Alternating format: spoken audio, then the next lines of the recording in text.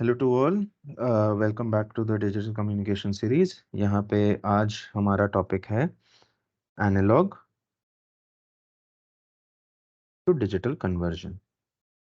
तो analogue to digital conversion 3 steps में होता है। सबसे पहला होता है एक एनालॉग कंटिन्यूस सिग्नल का, जो कि एक practical form of any kind of signal है।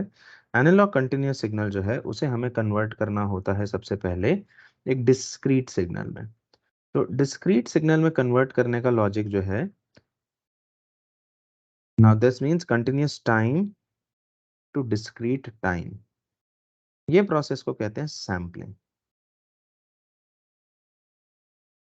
इसके साथ साथ जब आप डिस्क्रीट टाइम में डेटा को कन्वर्ट कर देते हैं, अब डिस्क्रीट टाइम में डिस्क्रीट एम्पलीट्यूडल स्प्लिट्स लेके आने के प्रोसेस को कहते हैं क्वांटाइजेशन, जहाँ पे आपके पास बेसिकली आपका डेटा जो है वो डिजिटाइज फॉर्म में हो जाता है, क्योंकि आपके पास डेटा जो है वो एक किस्म से डिस्क्रीट इंफॉर्मेशन के कॉन्सेप्ट को यूज करता है।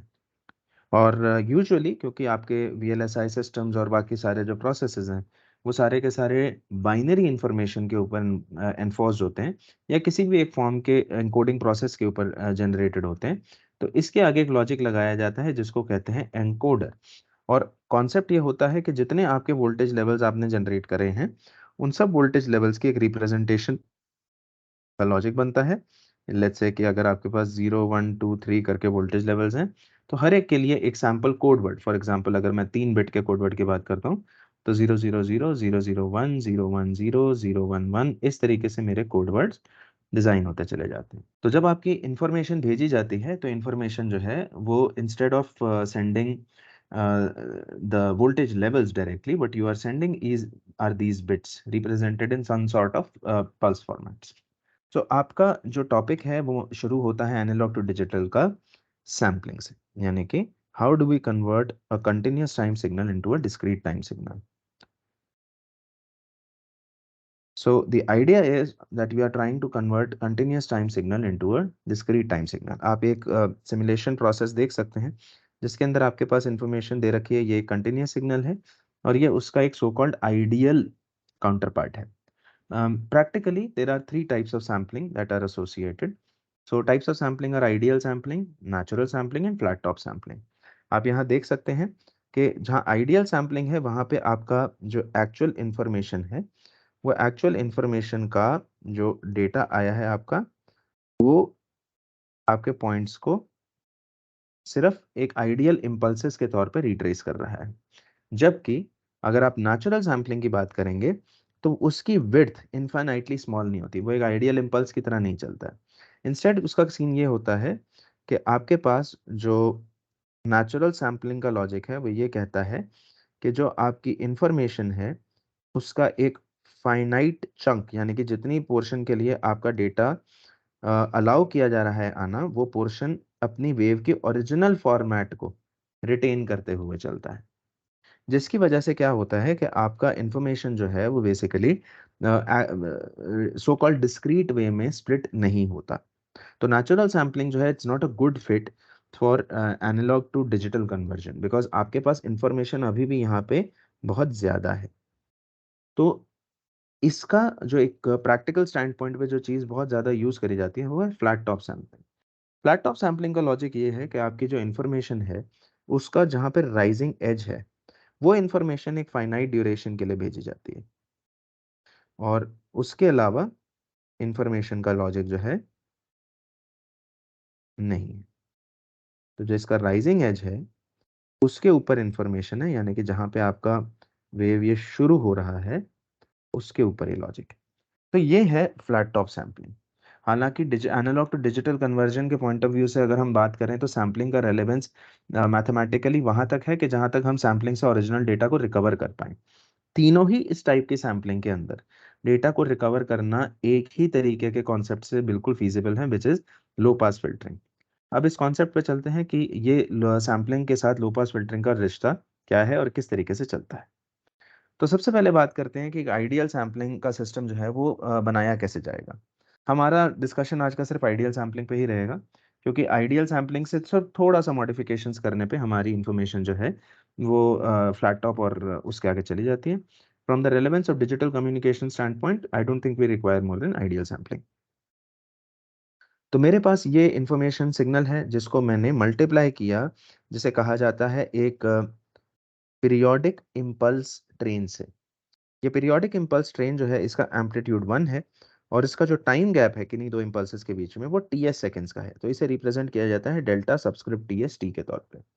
इस टाइप के फंक्शन को यूजुअली कोम फंक्शन कह दिया जाता है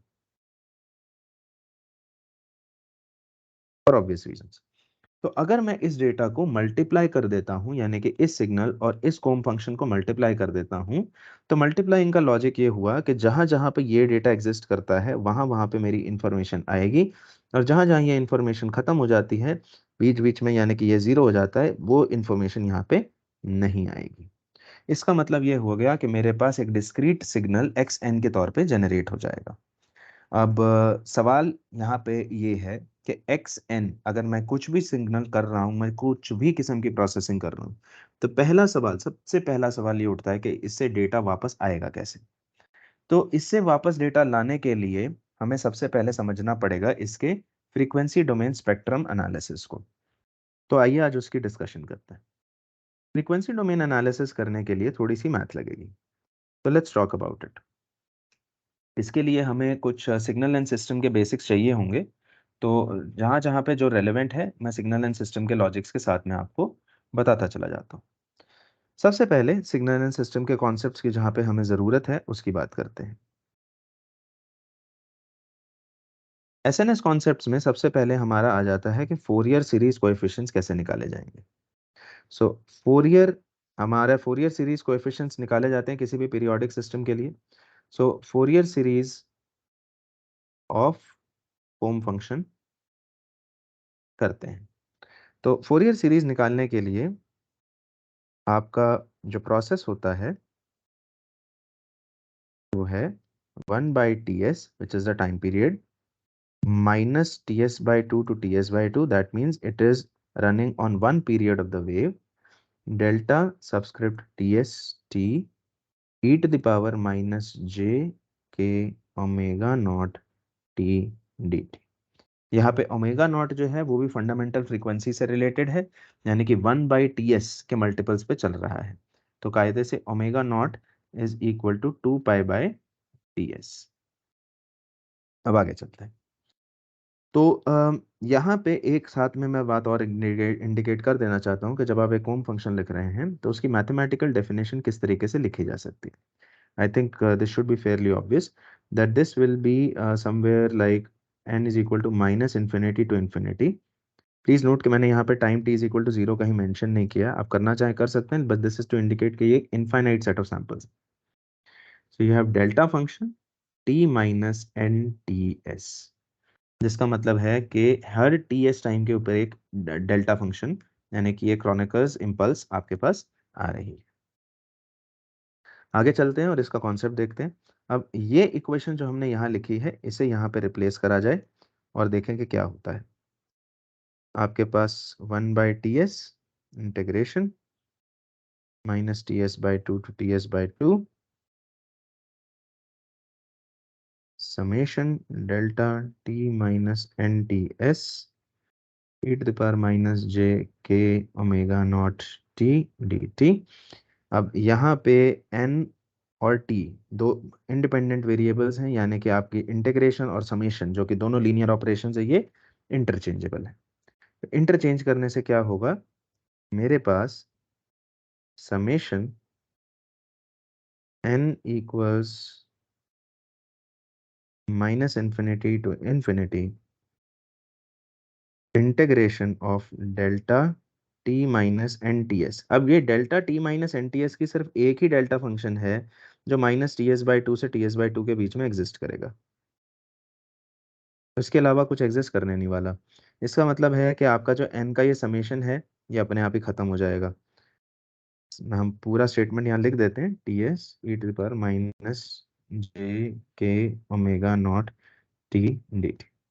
तो जैसे कि मैंने कहा ये सिर्फ एक ही केस में एग्जिस्ट करेगा और वो एक केस है जब n इज इक्वल टू 0। इसके अलावा इस समेशन का कुछ भी पार्ट नहीं होने वाला। तो समेशन का लॉजिक अपने आप से नलिफाई हो जाता है। जैसे ही समेशन का लॉजिक नलिफाई हो जाता है, आपके पास जो इक्वेशन रह जाती है वो सिर्फ रह जाती है 1/TS। और अगर हम इसे देखें यहाँ पे, तो this is just integration -TS/2 to TS/2 delta T e⁻j k⍵0t dt. Now this function again has nothing but क्योंकि अगर मैं डेल्टा टी के साथ किसी भी चीज को मल्टीप्लाई करता हूं तो उसकी एग्जिस्टेंस सिर्फ उस पॉइंट पे होगी जब डेल्टा टी 1 है, यानी कि t इज इक्वल टू 0 पे। इसके अलावा बाकी सारी वैल्यू 0 हो जाएंगी। तो यानी कि मेरे इस पूरे के पूरे फंक्शन की बॉयल डाउन जो है, ये पूरा फंक्शन एज इट इज 1 के इक्वल हो जाएगा, और आपके पास जो टोटल वैल्यू आ जाएगी वो आ जाएगी 1/TS। यानी कि Fourier series coefficients, all Fourier series coefficients of delta TS t are 1/TS।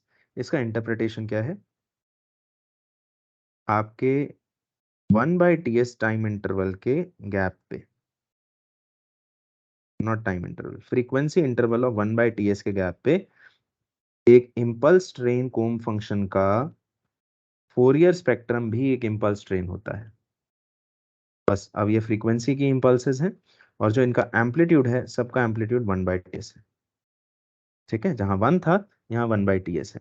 यानी कि delta TST as a Fourier transform or Fourier series written as 1/TS delta 1/TS f. That's again an impulse train. Now this is point 1. इसकी जरूरत कहाँ थी और क्यों थी हमें? अभी आते हैं उसके फ्रीक्वेंसी डोमेन स्पेक्ट्रम के ऊपर जब हम बात करेंगे। सेकंड प्रॉपर्टी जो इसके बारे में जो आपको पता होना चाहिए फोरियर, क्योंकि हम फ्रीक्वेंसी स्पेक्ट्रम के बारे में बात करने जा रहे हैं, तो मैं ये ब्रीफिंग पहले ही दे रहा हूँ कि फोरियर सीरीज की एक और प्रॉपर्टी होती है, या फोरियर ट्रांसफॉर्म्स की एक प्रॉपर्टी होती है, which is the convolution property.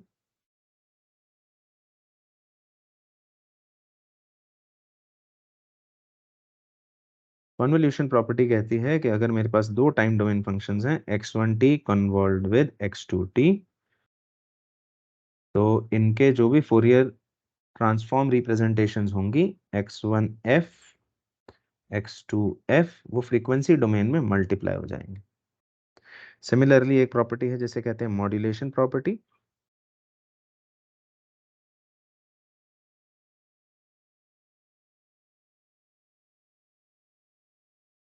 Modulation property कहती है कि अगर ये फंक्शंस x1t और x2t मल्टीप्लाई हो रहे हैं टाइम डोमेन में, तो x1f और x2f फ्रीक्वेंसी डोमेन में कन्वॉल्व हो जाएंगे। ठीक है जी। और इसके अलावा डेल्टा फंक्शन से एसोसिएटेड एक प्रॉपर्टी हमें जरूरी है जाननी, which is called as the shifting property.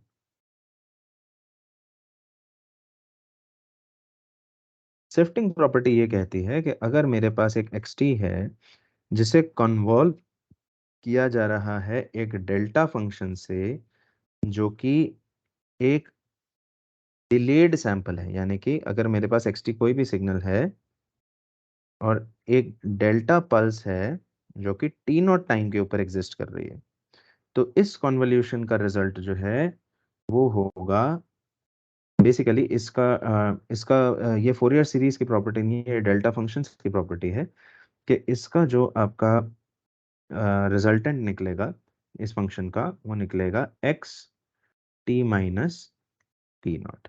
जिसका मतलब यह है कि अगर मैं इन दोनों फंक्शंस को कन्वॉल्व करता हूं, तो जो ये एक्सिस मेरी यहाँ पे थी, इंस्टेड आपका सिग्नल जो है वो टी नॉट के ऊपर शिफ्ट हो जाएगा। ठीक है, तो ये तीन प्रॉपर्टीज का इस्तेमाल हम सैम्पलिंग के फ्रीक्वेंसी डोमेन एनालिसिस के लिए करते हैं। तो लेट्स टॉक अबाउट इट।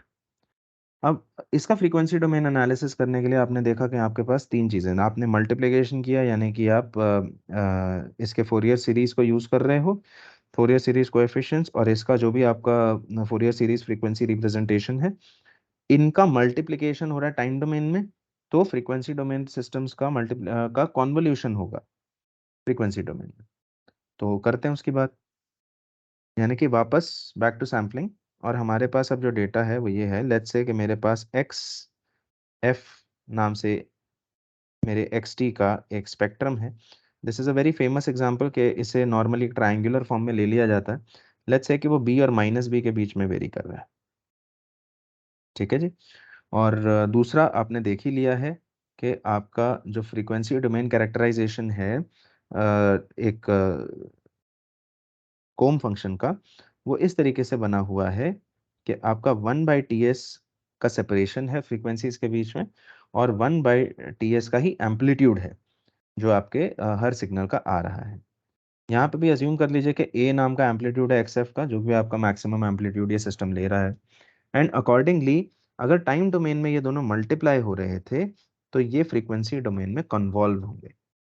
अब कॉन्वोल्यूशन का मतलब ये हुआ कि आपके पास XF is getting convolved with sum of 1/ts delta f minus n times 1/ts, where n is varying from minus infinity to infinity।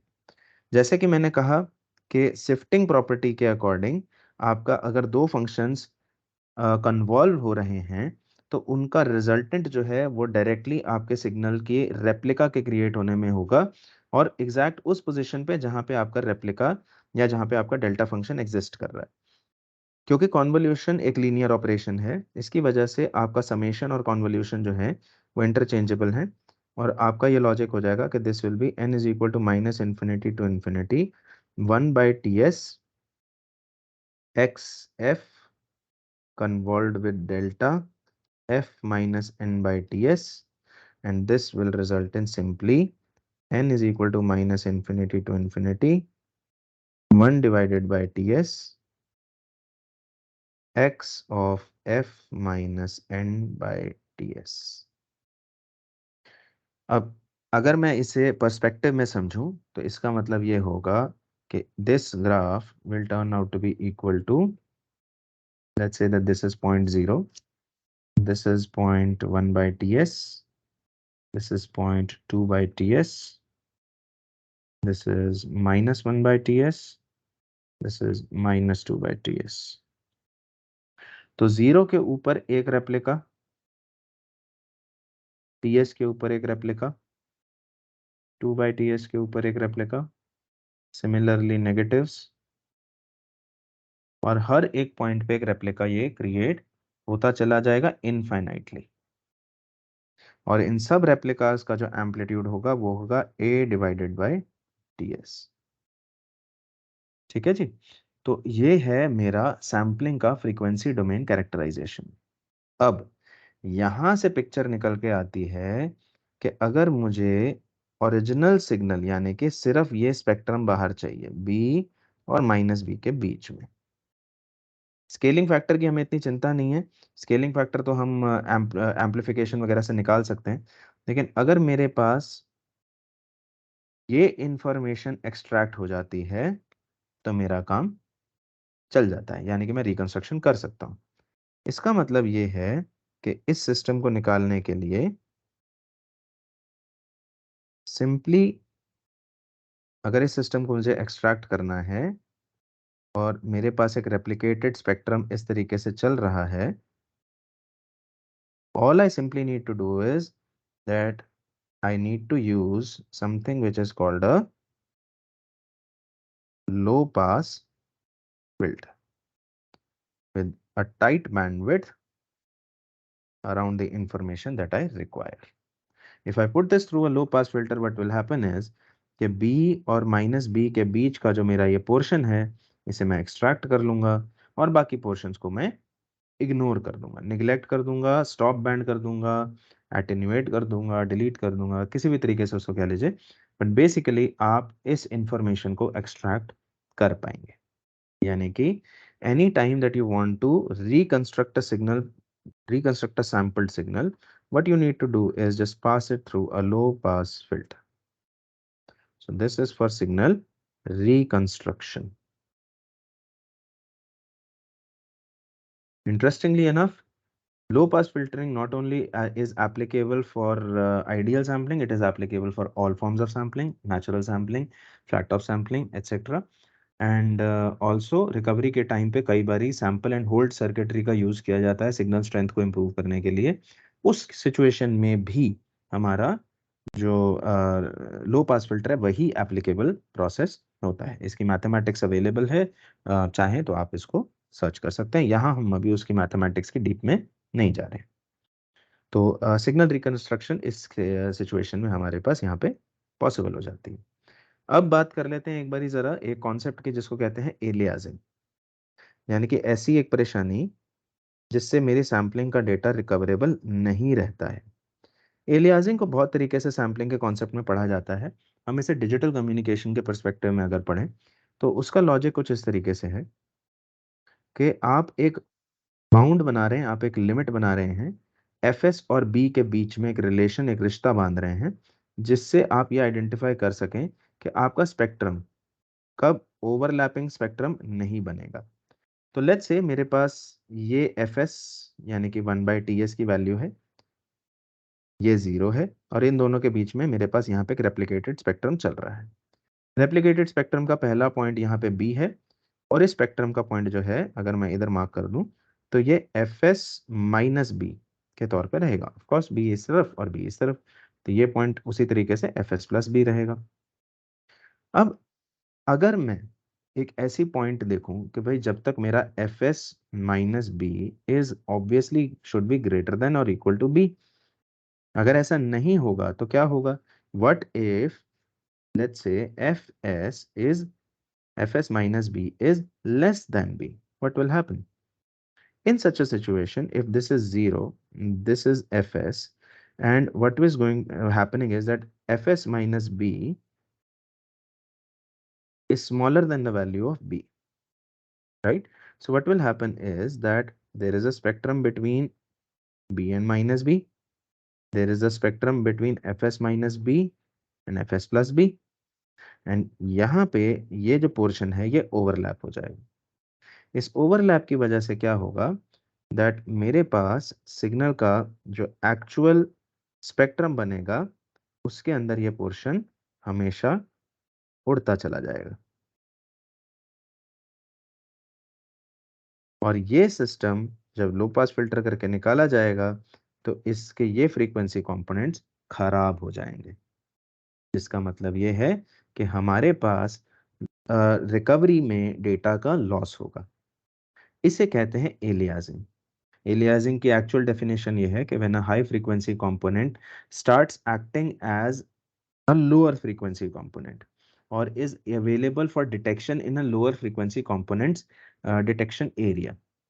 so इसकी वजह से क्या होता है कि मेरा डेटा जो है वो रिकवरेबल नहीं रहेगा, और hence this is what is called as the basic criteria for recovery of any kind of sampling। And ideal sampling को यूज करते हैं अगर, तब भी हमारे पास f S must be greater than equal to twice the bandwidth of the message signal, twice be. Bandwidth of the message signal कह दीजिए, highest frequency contained in the signal कह दीजिए, सारी एक ही चीज होती है। This is called as the Nyquist criteria.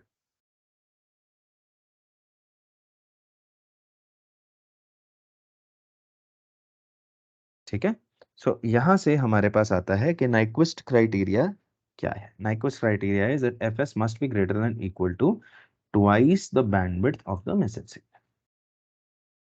And I hope this introduction of sampling is enough for us to carry on the discussion and moving on to the next topic at hand. अगली बार बात करेंगे quantization और उससे related issues की। Thank you.